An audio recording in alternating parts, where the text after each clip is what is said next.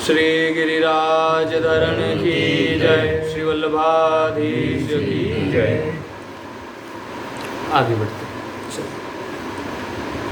तो जो जन्म मरण को देने वाली है वह सब आसुरी संपत्ति है, ये हम जानते हैं कि भैया मतलब आसुरी संपत्ति के लक्षण ही यही है कि वो व्यक्ति का मोक्ष ना होकर व्यक्ति जो है इस संसार चक्र में फंसा रहे, यही आसुरी संपत्ति के लक्षण है।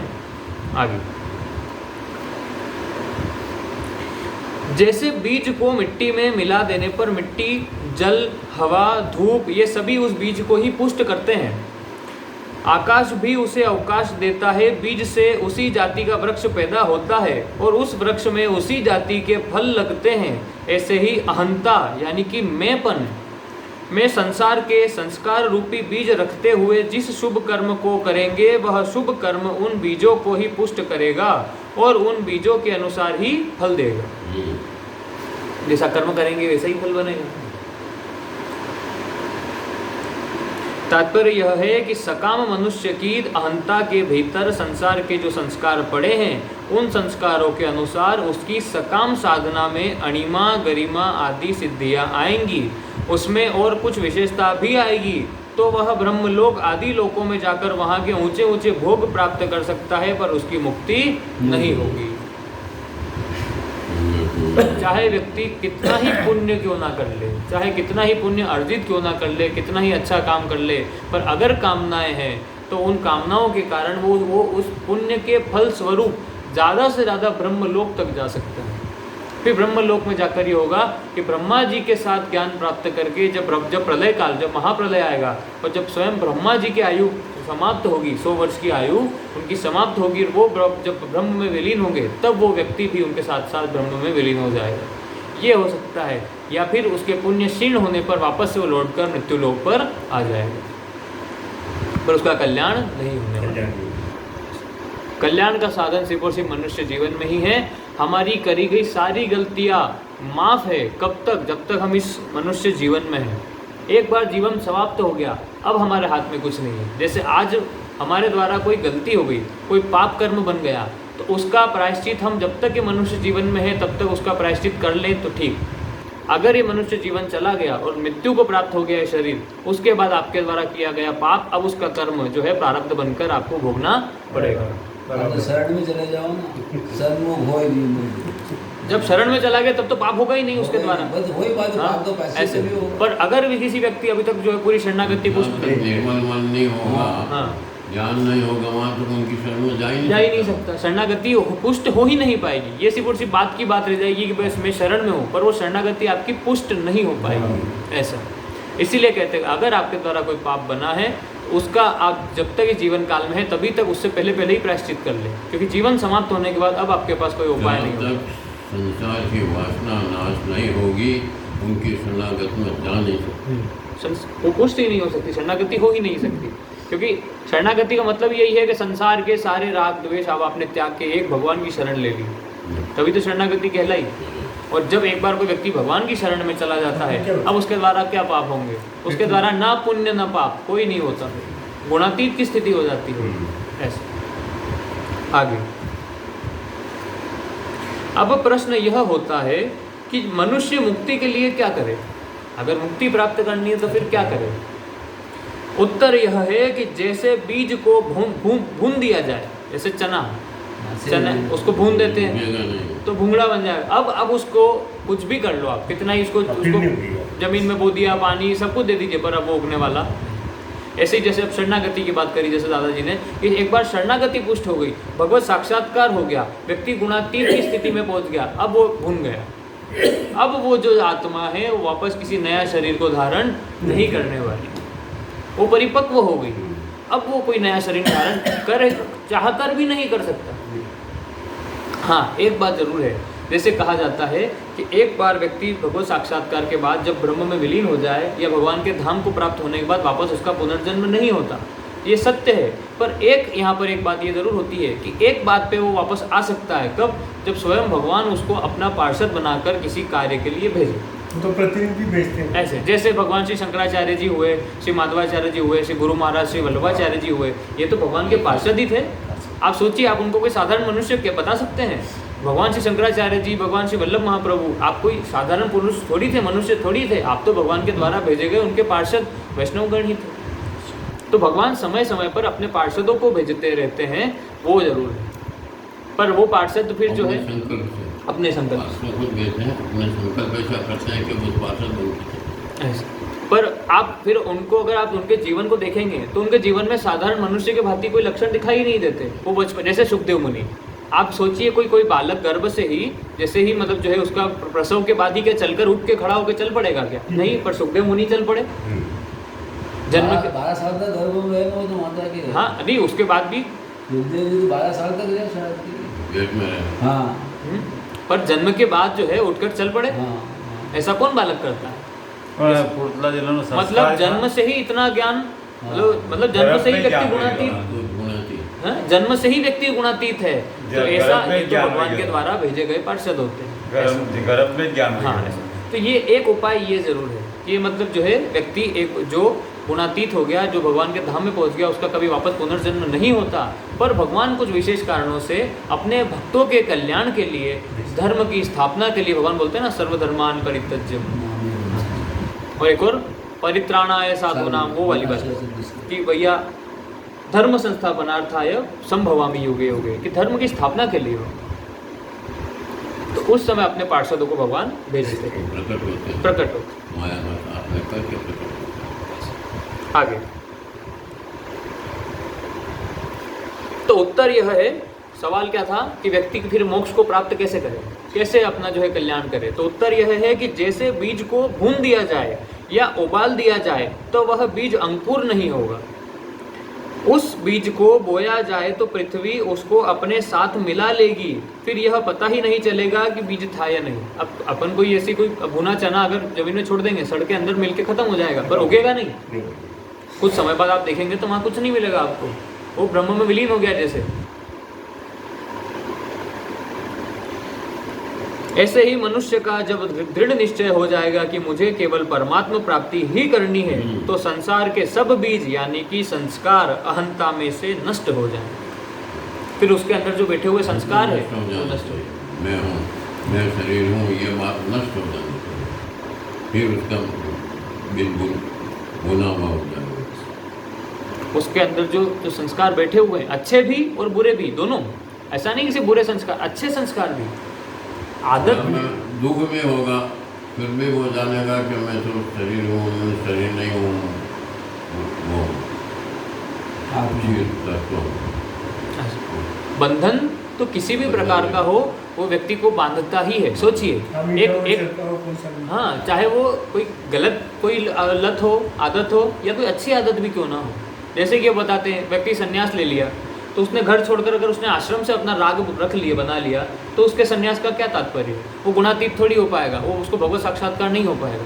कारण फर्क क्या रहा? जब आपने अपने घर से मोह त्याग कर, एक बड़े घर से आपने मोह रख लिया, आपने अपने बाल बच्चों से मोह त्याग कर पूरे बहुत सारे सैकड़ों शिष्य शिष्याओं से मोह बना लिया।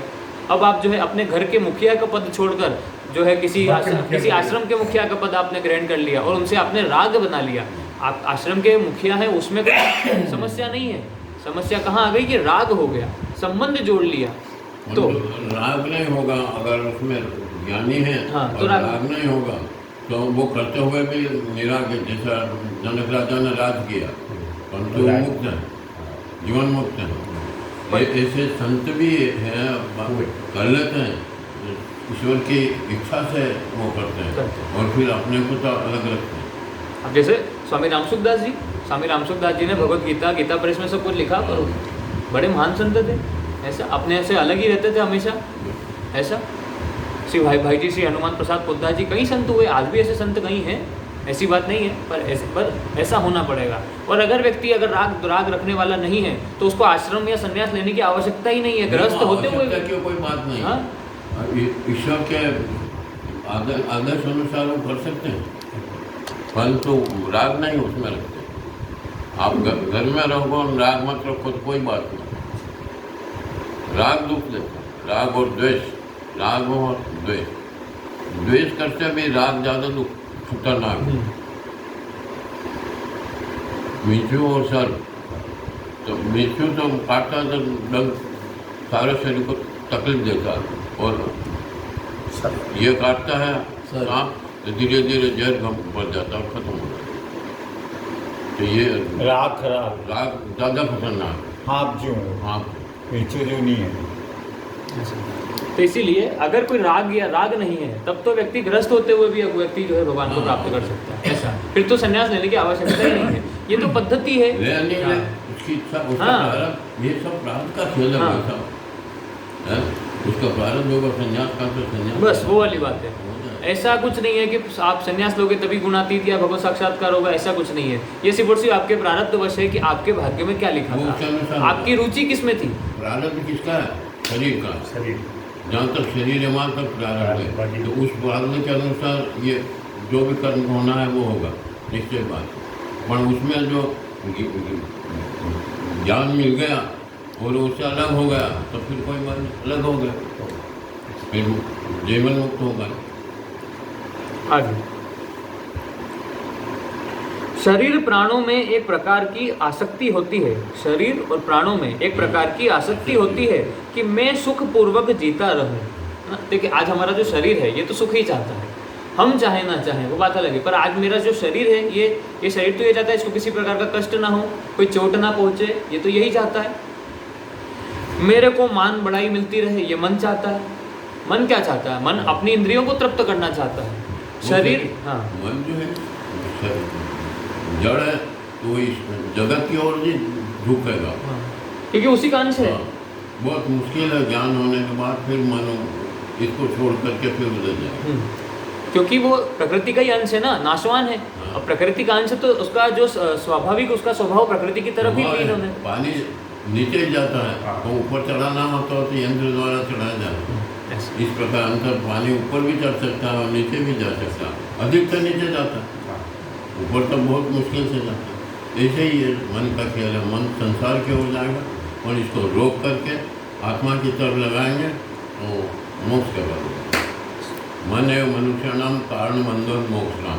बंध और कारण, मोक्ष का कारण मन ही। मनी गीता में याद। आगे, मेरे को मान बढ़ाई मिलती रहे, मैं भोग भोगता रहूं आदि।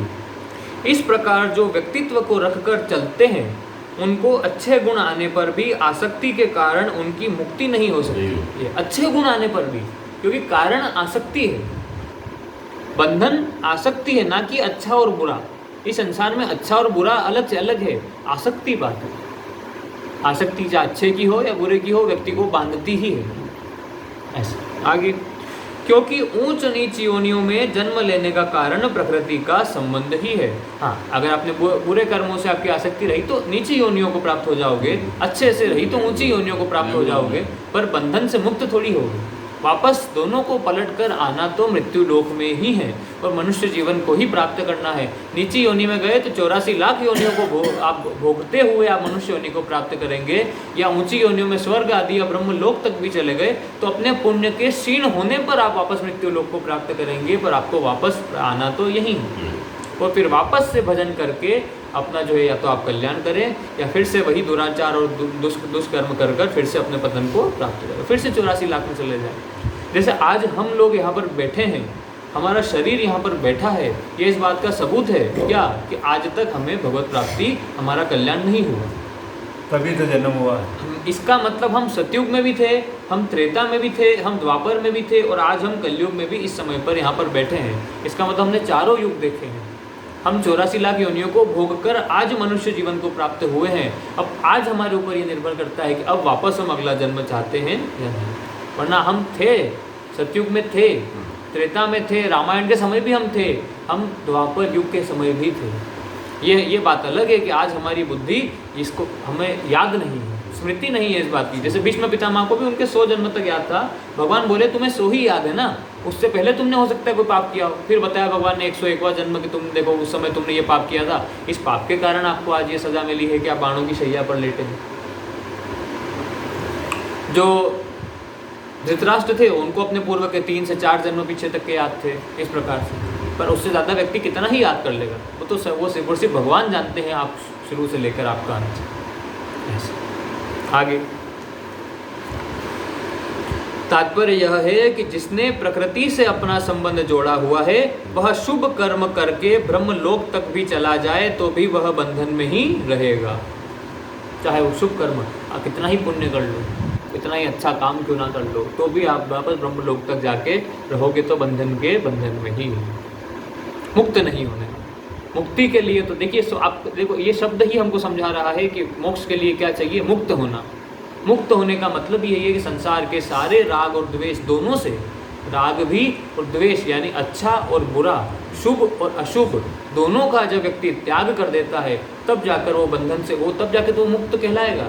और जिस दिन व्यक्ति मुक्त हो गया तब वो भगवान को प्राप्त करेगा, तब वो भगवत धाम को प्राप्त होगा। निष्काम कर्म करके अंतःकरण शुद्ध करें फिर वो मोक्ष को प्राप्त होगा। निष्काम कर्म भी यही करता है कि आप कोई कामना है ही नहीं, आप अपना कर्म किए जा रहे हो, अब उसका फल आपको मिलेगा नहीं क्योंकि आपने कोई कामना रखी ही नहीं, निष्काम था। अब कर्म का फल मिला ही नहीं तो कोई फल मिलेगा तो शुभ कर्म का फल तो मिलता है। आपको निष्काम किया तो आपके अंतःकरण शुद्ध हो जाएगा और ज्ञान होगा, उससे मुक्ति होगी। परमात्मा मिला देगा, संत मिलाएंगे, पुस्तक मिलाएगी, मतलब वो आपका नवीन प्रारब्ध नहीं बनने देगा, नवीन प्रारब्ध। आपका जो निष्काम कर्म जो है ना, निष्काम कर्म से नवीन प्रारब्ध नहीं बनता ऐसे। और आपके भजन से आपके पुराने संचित कर्म भी भस्म हो जाएंगे। जैसे मतलब निष्काम, जैसा आपके यहाँ मैं काम करने आया हूँ और आप मुझे जो पैसा दे रहे हो और आगे बढ़ते मार्मिक बात प्रारंभ करें कि समय है 5 मिनट 10 मिनट ले लें, 10 मिनट ले लें। सत्संगी है। चलिए करें, अच्छा ठीक।